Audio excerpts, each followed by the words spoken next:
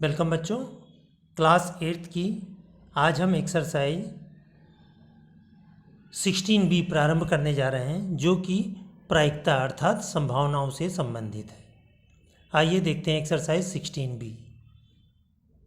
देखिए बच्चों, exercise 16B करा दो सिक्के एक साथ 40 बार उछाले गए। यदि head head, head tail, tail head क्रमशः 9, 8, 12 बार आए हों तो ज्ञात कीजिए कि टी टी कितनी बार यानी टेल टेल कितनी बार आया होगा। आइए इसको लगाना सीखते हैं। देखिए इसमें पहला प्रश्न, तो इसमें सिक्के उछाले गए 40 बार। यहाँ लिखो सिक्के उछाले गए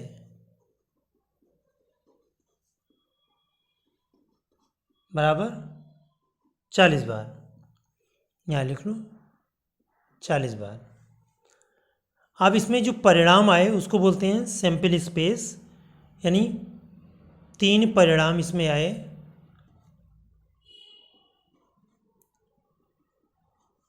तीन परिणाम कौन कौन से आए? हेड हेड आए, हेड टेल आया और टेल हेड आया। ये 3 परिणाम हमारे आए और इन 3 परिणामों को पाने के लिए उछाले गए सिक्के कितनी बार हैं? ये दिया हुआ है 9, 8, 12 बार आए हों। तो यहाँ लिख लो हेड हेड के लिए उछले सिक्के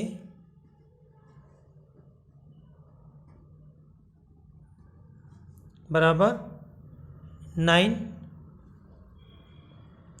और हेड टेल के लिए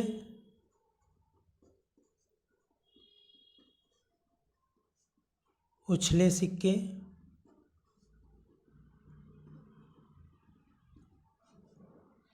8 और टेल हेड के लिए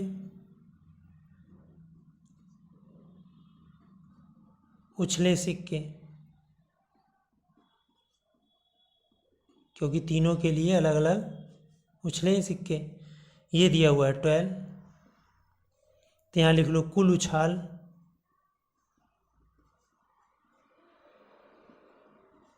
बराबर, इसको हम ऐड कर लेंगे। इसको ऐड कर लो 12, 8, 20 और 9, 29। ये 29 टाइम्स उछाले गए। अब देखो इसमें हेड हेड आया तो टेल टेल भी आएगा लास्ट में। तो यहाँ पर यही पूछ रहा क्वेश्चन, टेल टेल के लिए उछाले गए सिक्के।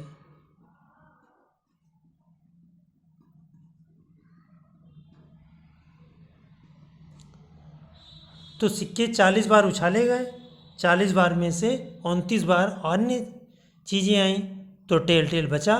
तो 40 माइनस 29, तो यह आ जाएगा 11 बार। यह आपका प्रश्न नंबर 1 कंप्लीट होता है।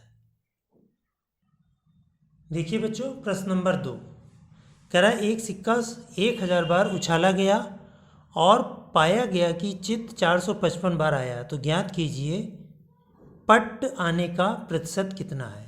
आइए इसको सीखते हैं।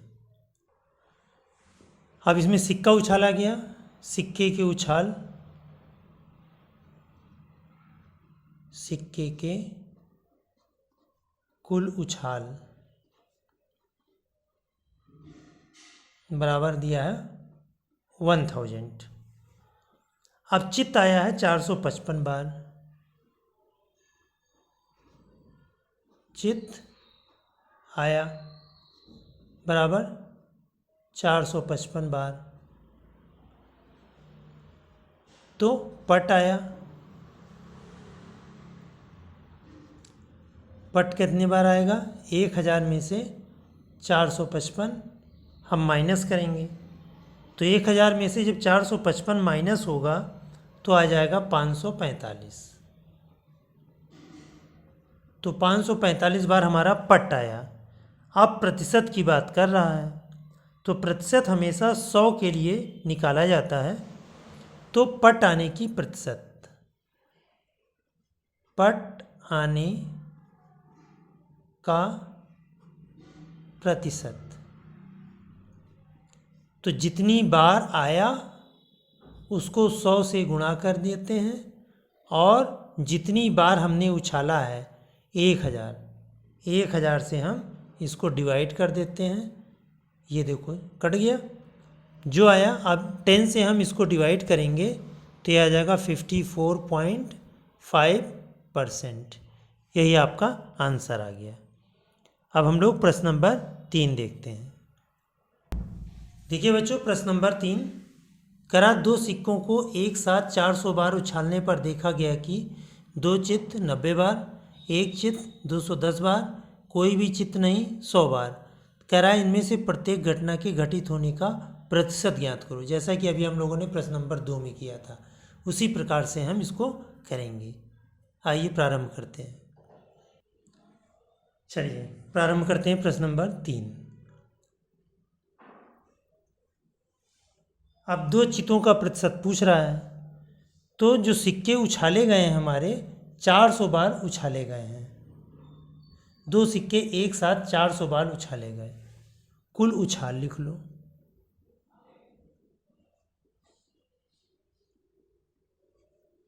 कुल उछाल बराबर 400।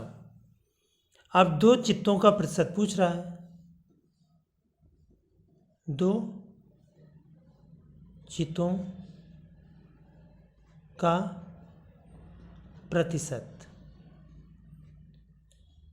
2 चित्त आए हैं 90 टाइम, तो 90 × 100 और डिवाइडेड बाय 400 कट कर दिया हमने। अब 4 से हम 90 को डिवाइड करेंगे तो लगभग आ जाएगा 22.5%। 2 चित्त का आ गया। अब 1 चित्त होने का प्रतिशत, 1 चित्त का निकाल लो। 1 चित्त का प्रतिशत, 1 चित्त कितनी बार आया है? 210 बार, तो 210 × 100/400। ठीक है बच्चों, अब इसको भी हमें डिवाइड करना है। ये कट गया। अब 4 से जब हम इसको डिवाइड करेंगे तो आ जाएगा 52.5%। 2 चित्त का और कोई भी चित्त नहीं, कोई भी चित्त न आने का प्रतिशत,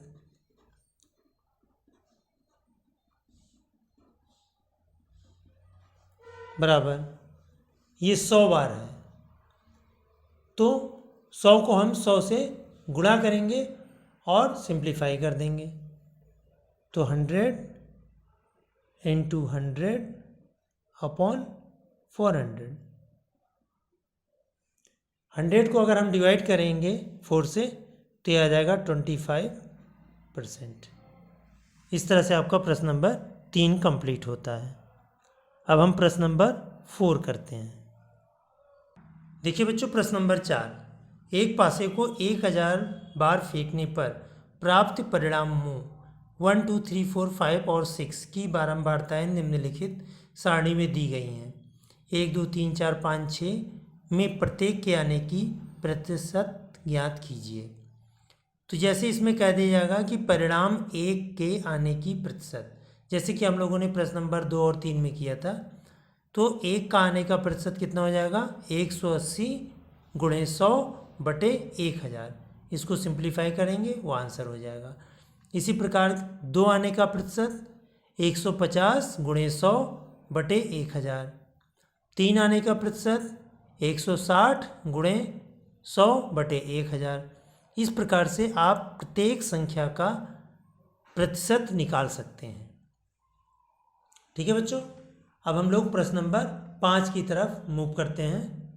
प्रश्न नंबर 5 देखिए। 2 पासे एक साथ फेंके जाते हैं और 500 पर ऊपर आने वाले अंक का योग फल लिया जाता है। निम्नलिखित घटनाओं को समुच्चय के रूप में लिखिए। करा प्राप्त योग सम संख्या हो, और दूसरा प्राप्त योग 3 का अपवर्त हो। ठीक है बच्चों। और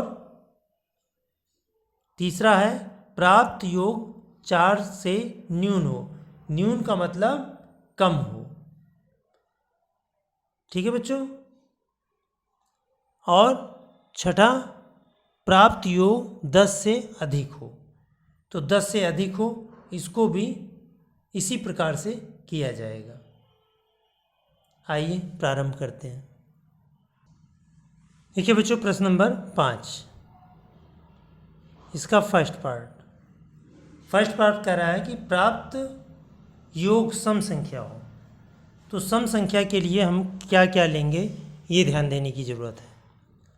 जैसे मान लो पहले पासे पर 1 आता है, तो दूसरे पासे पर भी 1 आ गया, तो 2 एक सम संख्या हुई। इसी प्रकार से पहले पे 1 आया, दूसरे पर 3 आया, एक सम संख्या हो गई। इसी प्रकार से 1 और दूसरे पर 5 आया, 6, ये सम संख्या हो गई। इसी प्रकार से पहले पासे पे 2 आ जाए, दूसरे पे भी 2 आ जाए। इसी प्रकार से 2 और 4, ये भी सम संख्या हो गई। ठीक है बच्चों। इसी प्रकार से 2 4 हो गया, अब 2 6 भी आ गया, सम संख्या आ गई 2 6। इसके बाद 2 6 के बाद अगर हम लेना चाहें तो 3 आ जाएंगे, 3 1, ये भी सम संख्या हो गई। 3 1 के बाद अगर हम 3 3 लें, ये भी एक सम संख्या होगी, क्योंकि 3 और 3 का योगफल 6 हो जाएगा, ये भी सम संख्या हो गई। अब हम और आगे बढ़ें तो 3 और 5 अगर लें, ये भी एक सम संख्या होगी। अब हम 4 2 लें, ये भी एक सम संख्या होगी। 4 4 लें, ये भी सम संख्या होगी, 8 आएगा। 4 6 लें, ये भी सम संख्या होगी, 10 आ गया। 5 1 ले लें, ये भी सम संख्या होगी, 6 हुआ। 5 3 लिया, ये 8 हुआ, सम संख्या हो गई। 5 5 लिया, 10 हुआ, सम संख्या हो गई। अब 6 2 ले लो, 6 2, ये भी सम संख्या है, 6 2 8 होगा। अब 6 2 के बाद सोचो, 6 4 ले लें, 6 4 ले सकते हैं, 10, ये भी सम संख्या है। और 6 6 भी अगर हम ले लें, 6 6 12, ये भी एक सम संख्या है। इस प्रकार से आपका फर्स्ट पार्ट कंप्लीट हुआ। अब सेकंड पार्ट कहते हैं, कह रहा है कि प्राप्त योग 3 का अपवर्त हो, यानी ऐसी संख्या लें जिनका योगफल 3 से कट जाए। तो इसमें देखो 1 2 ले लिया, 3, ये 3 3 से कट जाएगा। 3 और 3, इसका योगफल 6 हुआ, ये भी 3 से कट जाएगा। 3 3 से पहले 1 5 भी ले सकते हैं, 1 5 ले लिया। 2 1 ले लिया, ये भी कट जाएगा। 2 4 ले लिया, ये भी कट जाएगा। 3 3 हम ले ही चुके हैं। 3 6 ले लिया, ये भी कट जाएगा। 4 2 ले लिया, कट जाएगा। 4 5 ले लिया, ये भी कट जाएगा। 5 1 ले लिया, कट जाएगा। 5 4 भी कट जाएगा, 5 4 9 होता है। 6 3 लिया, ये भी कट जाएगा।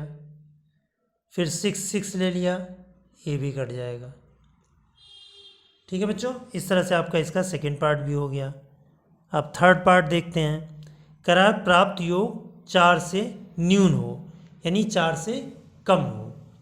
तब 4 से कम की कंडीशन में क्या करना है, आइए देख लेते हैं।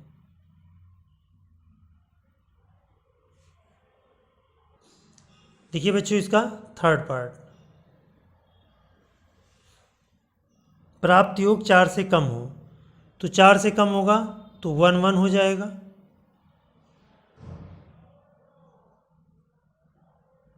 1 2 भी हो जाएगा, 1 2। और 2 1 भी हो जाएगा। और इसके बाद जितने भी होंगे 1 2 1 3 भी लेंगे वो 4 हो जाएगा। तो 4 से हमें कम लेना है तो केवल इतने ही नंबर होंगे। अब इसका हम फोर्थ पार्ट भी कर लेते हैं। फोर्थ पार्ट यहीं साइड में कर लेते हैं। फोर्थ पार्ट कह रहा है कि प्राप्त योग 10 से अधिक हो। तो 10 से अधिक के लिए 2 ही 3 ब्रैकेट आएंगे। एक तो देखो 5 6 आ जाएगा, दूसरा 6 5 आ जाएगा, और तीसरा 6 6 आ जाएगा। 6 6 इस तरह से आपका प्रश्न नंबर 5 कंप्लीट होता है। अब हम लोग प्रश्न नंबर 6 करते हैं। देखो बच्चों, प्रश्न नंबर 6 करा कि 3 सिक्कों को एक साथ उछाला जाता है तो निम्नलिखित घटनाओं के समुच्चय के रूप में लिखिए। कह रहा है कि 3 सिक्के हैं, कोई चित्त प्रकट नहीं होता। तो कोई चित्त प्रकट नहीं होता तो इसमें क्या आ जाएगा? टेल टेल, यानी तीनों पर हमारा टेल आ गया। ठीक है। दूसरे में कह रहा है कि केवल एक चित्त आता है, केवल एक चित्त आता है तो इसमें क्या हो जाएगा? हेड टेल टेल, हेड हो गया, tail tail, head tail tail, एक ब्रैकेट बना। फिर tail head tail, tail head tail, दूसरा ब्रैकेट बन जाएगा। और तीसरे में हो जाएगा टेल टेल और हेड, क्योंकि कह रहा है केवल एक चित्त आता है तो हेड को बोलते हैं चित्त। कम से कम 2 चित्त प्रकट होते हों, तो 2 चित्त का मतलब 2 हेड आए, तो head head tail, head head tail हो गया एक। दूसरा हो जाएगा head tail head, head tail head, और तीसरा हो जाएगा टेल हेड हेड, और लास्ट में क्या हो जाएगा? Head head head, head head head, head head head हो गया। इसके बाद है फोर्थ पार्ट, कह रहा है कि तीनों चित्त आते हैं। तो तीनों चित्त आते हैं तो इसमें सबसे सिंपल हेड हेड हेड, बस कंप्लीट हो गया। आप क्वेश्चन नंबर 7 देखिए।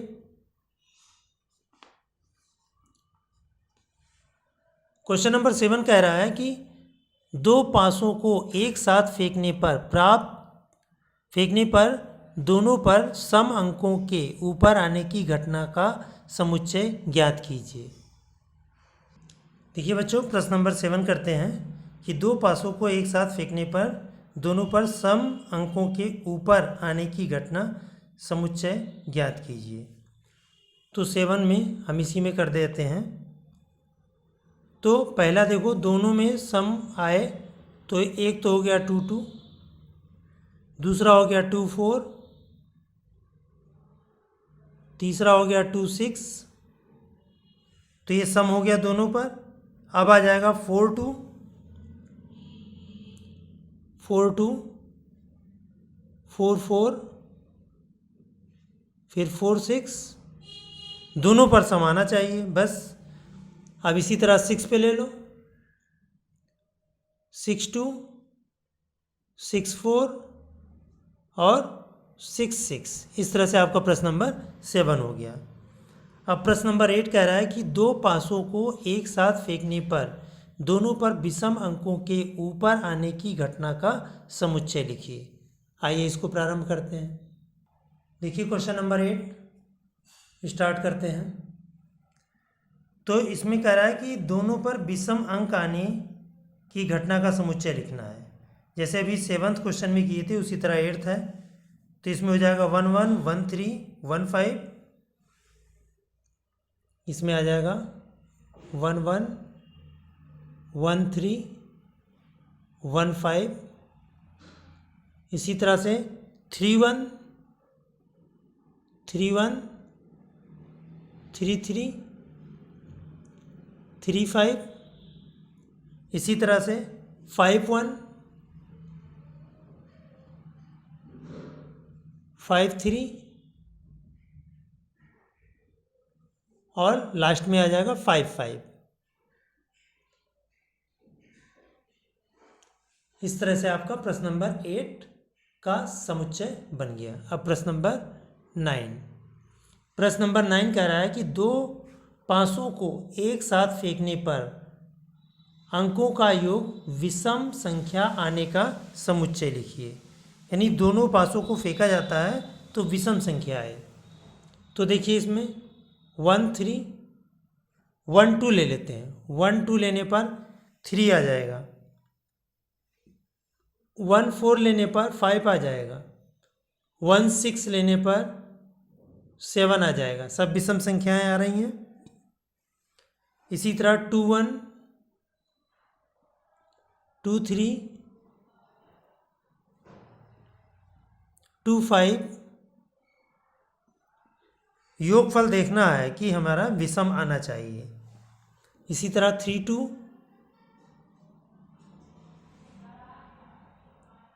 3 4 3 6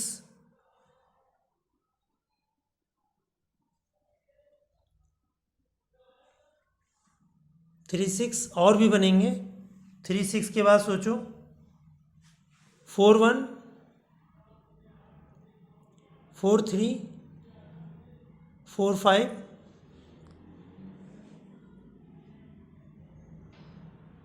इसके बाद 5 पर आ जाओ। 5 2 5 4 5 6। अब 6 पर आ जाओ। 6 1 6 3 और 6 5। ये 3 है बच्चों। 6 5। इस तरह से आपका ये पूरा सेट कंप्लीट हो गया जिसमें योगफल विषम संख्या आएगी। अब क्वेश्चन नंबर 10 करते हैं। अब हम लोग क्वेश्चन नंबर 10 करते हैं। दो पासों को एक साथ फेंकने पर अंकों का योग अभाज्य संख्या होने का समुच्चय लिखिए। और प्रश्न नंबर 11 है, एक लॉटरी में 100 इनाम है जबकि उसके 1 लाख टिकट बिके हैं। इस लॉटरी का एक टिकट खरीदने वाले व्यक्ति की इनाम जीतने की संभावना कितनी है। आइए इन दोनों प्रश्नों को करते हैं। Question number 10। क्वेश्चन नंबर 10 कह रहा है कि दो पासों का एक साथ फेंकने पर अंकों का योग अभाज्य संख्या होने का समुच्चय। अब अभाज्य संख्या मतलब जो किसी से भी ना कटे। जैसे हमारा आ गया 1 1। 1 1 सबसे छोटी अभाज्य संख्या है और इसको समअभाज्य संख्या भी कहते हैं। 1 2 ये भी 3 हो गया। फिर 1 4, फिर 1 6 7 हुआ, ये भी अभाज्य संख्या है। 2 1 2 3 2 5 ये सारी संख्याएं अभाज्य संख्याएं हैं योगफल करने पर। और भी हो जाएंगी 3 2 3 4 4 1 4 3 5 2 5 6 6 1 6 5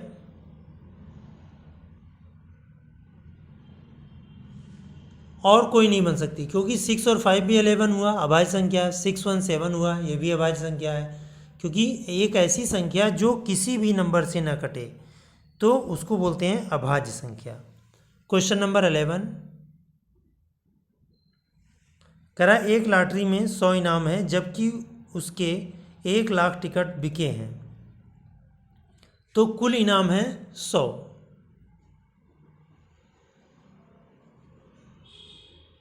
कुल इनाम बराबर 100, बीके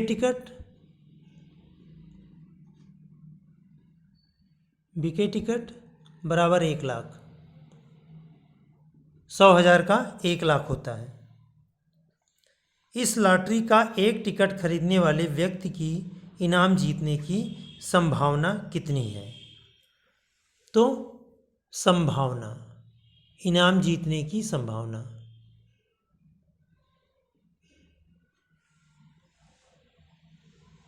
इनाम जीतने की संभावना।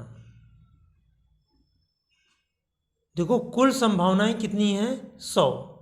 भाई 100 टिकट हैं, 100 में से किसी में कुल इनाम है 100, तो 100 में से कोई एक आदमी एक ही टिकट खरीदेगा, तो वही उसका अगर खुल गया तो समझ लो हो गया।